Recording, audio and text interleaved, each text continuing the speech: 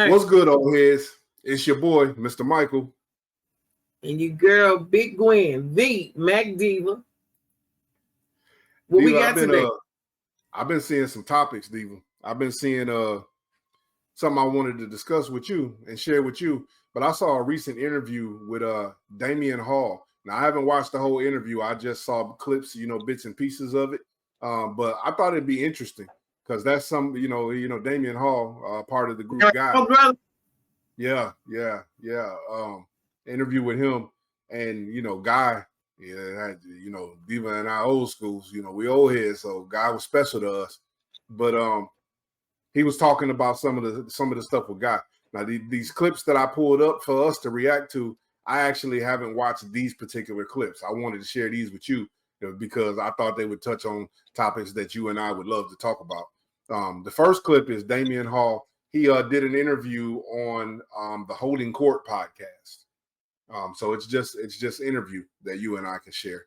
But the first one, he's talking about some lyrics from one of the songs that people often get misconstrued from the song "Piece of My Love." Mm-hmm. So I'm going to go ahead and play this. Yeah, you already know. So I don't care what he said. You can't tell us that ain't what he said. And when right? You know who Aaron Hall is. You like, yeah, he said that shit. He said it. And he meant it. But I'm gonna go ahead and play this clip real quick, and then we can talk about it. This has always been folklore. Did somebody say "dumb bitch"? Is that a real ad-lib? No. Okay. It's not. It's a scat. Okay. So it's like zombie baby, right? Okay. So, but people always say when you slow it down, he says "dumb bitch." Right. I said now for people that know how to do music, if you're doing a song and then you slow down, it goes, I don't know where "dumb bitch" then goes into the beat, then that don't make no sense. Right. Just common sense. It don't make no sense musically. Yeah. But what we said now is like, look, like you say, it's folklore, right? That one thought process that went across the world made everybody love that song because it was never a single. That song never came out as a single. A lot of songs that y'all love, "Goodbye Love," that wasn't a single. "Piece of My Love" wasn't a single. "Smile" wasn't a single. You know what I'm saying? It was a single, but the thing is, I always tell females when or interviewers, I say, you have to be no disrespect, a dumb bitch to listen to a man like we did say, you can't have all of me because I'm not totally free. Yeah. But you said that's up Please front, though. hush. Nigga, no questions asked. Yeah. Lay down and relax. It's like, what? I'm about to get you. Yeah. I don't want you saying nothing. Yeah. Nowadays, that would be like, what? Yeah. Right? It's like New Edition doing backstage, underage, adolescents. Yeah. It's like what? Yeah. Right. So when you listen to these records now, you have to say people would the beat and the vibe. We were so into like that nobody paid attention to words. Right. It was the melody and the essence and the groove and the voice. Absolutely. So you didn't pay attention to it. You were just like, nigga, play that. And first out of the gate, I would like to say, and that's exactly why we thought he said "dumb bitch," because the song would have to be a dumb bitch that went for it. Right. What he just said to try to take away the meaning, because that exactly what he just said, that's how I've always felt about it. I'm describing a situation that's truly fucked up. Some shit you should walk away from. But if you gonna come over here and let me run this game, dumb bitch, come on. Yeah. Look, I'm telling. So for the reason that he's trying to say it don't make sense, it makes all the sense in the world. That's exactly why. But he know it. I'm glad you tried to clean it up. But he said that shit. I don't give a fuck what he say. Yeah, because he basically just trying to say, I'm trying to hit that. That's all. The only thing that Puffy said that was the absolute truth in his whole entire career, the only thing I back up him saying is that perception is reality. Yeah. Because it doesn't matter what is happening now. Once people believe that shit, once that's what they perceive, you can't take that away from them. it becomes at least their reality. And me and millions and billions of other people in the world did not mistakenly hear him say dumb bitch when he was describing a very fucked up thing as a woman that you should accept. But hey, you know what? I could dispute that all day long. That don't make a bitch dumb though. Even though from a dude's point of view, that would be a dumb bitch that went for it. Or other females, because females love calling bitches dumb when they do the same shit, just in a reverse order. You know what I'm saying? Well, so here's my take on that. So normally that wouldn't make you a dumb bitch just because you went into, you know, because you have situations sometimes where feelings are involved and stuff like that. But in that particular song, Aaron Hall was describing somebody that he just met. And he basically saying, hey, check it out. You can't have all of me because I'm not free, but I'm trying to take you back and hit that. You know what I'm saying? So to me, that's describing a dumb bitch. Because ain't no feelings involved here. We just met. I'm just trying to hit you. But he said you with me for a little while. It ain't, I mean, like, hush. Exactly. But I think that that is what it would describe. But when I say I can argue with it all day long, I think one of these days,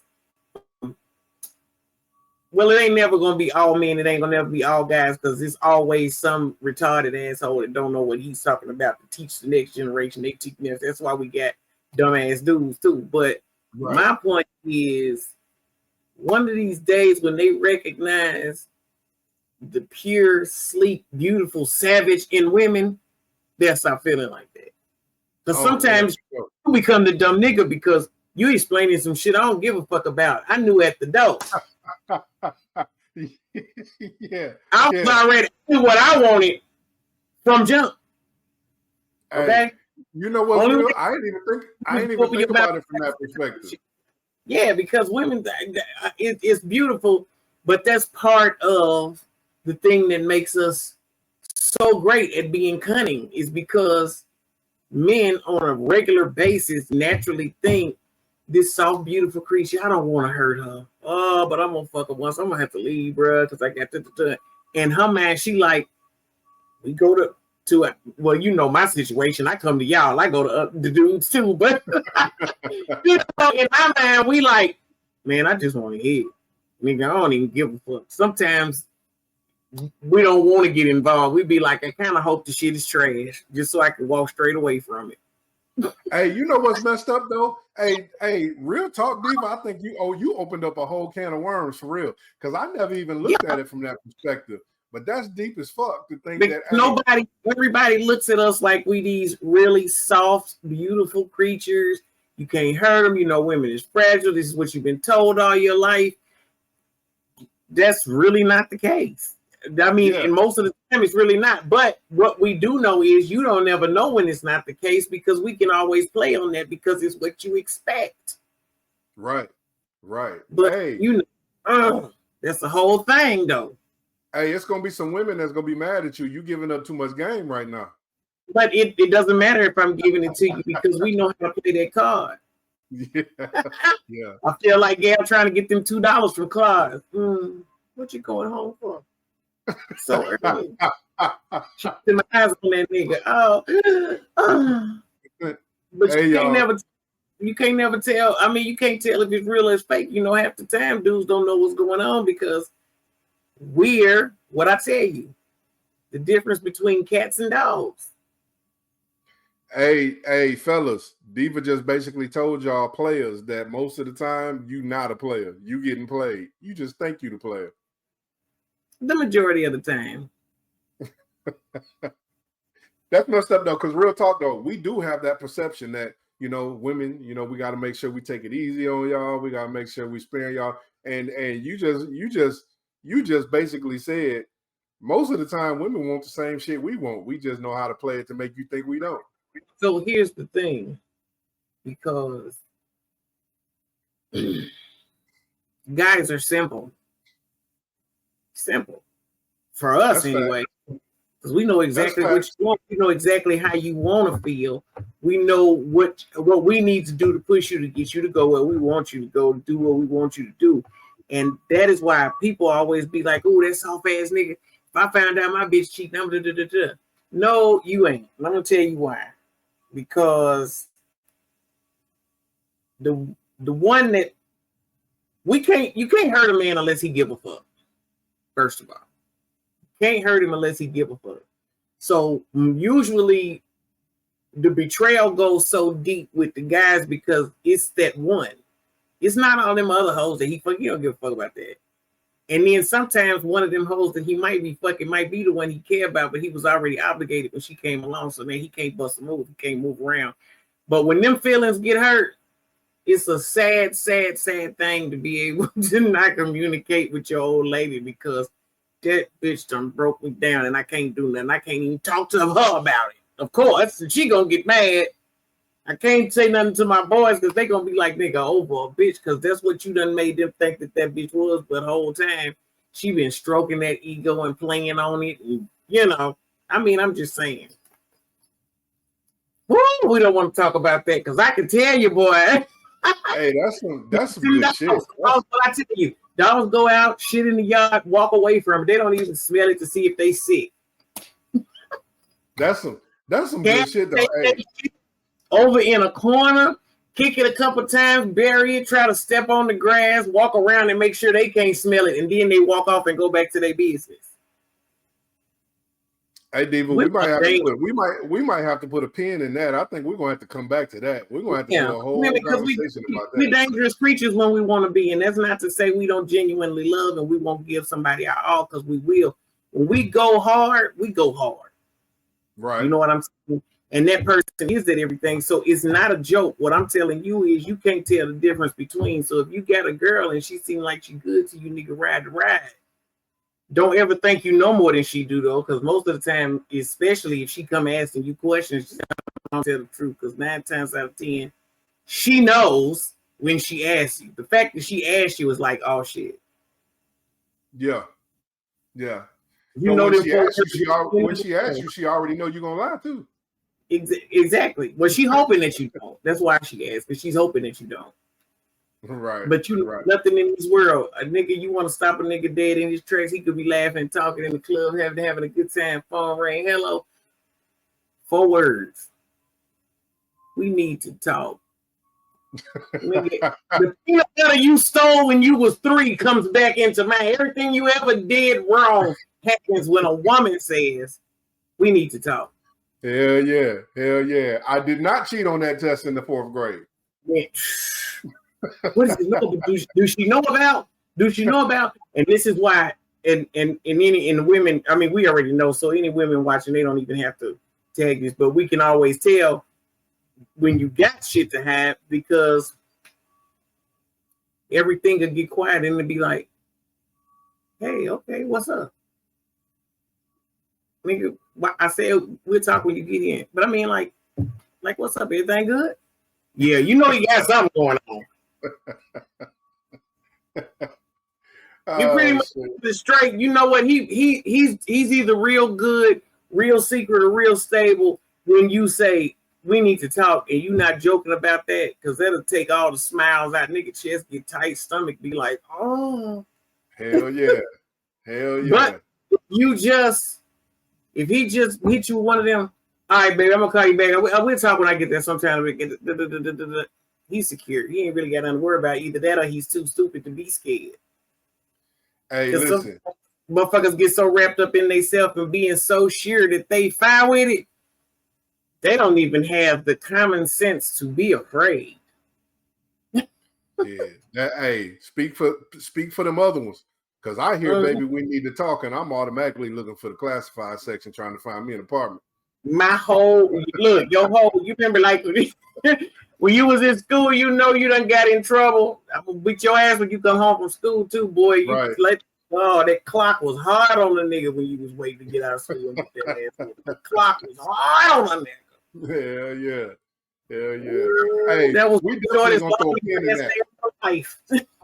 We definitely gonna throw a pin in that. I want to come back to that. This is a conversation. We just sparked up some shit that I actually want to talk about. So we're gonna come back to that. I'm gonna finish these clips from this interview before we go completely left, but I definitely want to come back to this. Oh shit, I forgot we was doing that. You know, this is my forte. I love this shit right here. I can do this shit right here all day. Hey, you know how we do. It ain't no thing. Our conversation, if they don't know by now, they should. But hey, so the second part of this conversation is him talking about the status of Guy in the broad spectrum of music history. So let's go ahead and check this out real quick. In the grand scheme, Guy. Yeah. Flat out. Period. So hold on, OG. No group better than Guy. Nope. The Jacksons. No, listen. Stop. I'm just saying. I'm finna Stop. go down the line. Stop. You know what I mean? No, stop. Listen. From when I came in Yeah. to where we are, Okay. again, two groups that will always be my everything. Yeah. New Edition. New Edition and Tony. Tony. Okay. All these other groups. So you giving it to mint condition? What? Okay, I'm gonna say one thing. Stokely's one of the dopest musicians on the planet. Chris, who played with him, if you ever saw them perform stage as musicians, they were incredible. Yeah. I say one thing to people when people ask me this question. It's not cocky, it's just real. Did we ever open up for them niggas? Oh my God. No. True. What? True. Troop can flip, dance, do all that. When they came out, Spread My Wings. I love them all. They're Spread my My people. Wings, Mamacita. They did all the things. All go I like do this. is think about they did you. all that. Did we open up for Troop? You ask them niggas. Yeah. Listen to me. I'm real with mine, bro. Yeah. Ask them Yeah. when we go on who's that group. See, Teddy ain't gonna say nothing. Yeah. Teddy be like, man, you know, I love everybody. I love everybody too. Yeah. I'm literally friends with all these guys. Yeah. We talking music. No, I'm friends. Yeah. They know. Yeah. Nigga, please stop. Y'all niggas ain't on our level, bro. Don't do that. Yeah. I don't care how great. Everybody got great songs, bro. That's a fact. And everybody got swag and everybody got their audience. But I always say this, and I say, look, every now and again, it ain't always great to be the headliner. But I tell people this all the time. When we didn't headline, like really when we didn't headline, ask the groups what happened, bro. Yeah. No, this is real. Yeah. It's not me saying anything that's not real. Ask them what happened when we got off, and then what happened to the audience. Yeah. What happened to the audience? They started leaving. Damn. So, Diva, how do you feel Damian Hall says Guy is the best R&B group out of all of them?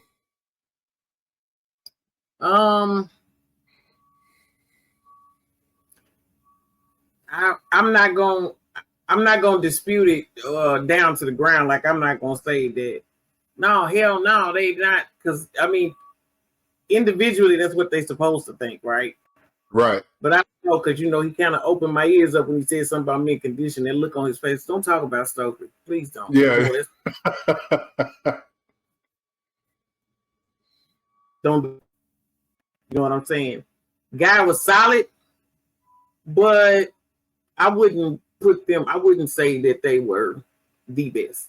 I won't ever say that. So I'm not going to agree. I'm not going to agree with Damian Hall's assessment as far as them being the best group. Like you, I'm a Stokely, Mint Condition. Don't do that. Don't do that. Don't do stuff. At least he did give him he gave him his props. He said Stokely is one of the best musicians on the planet.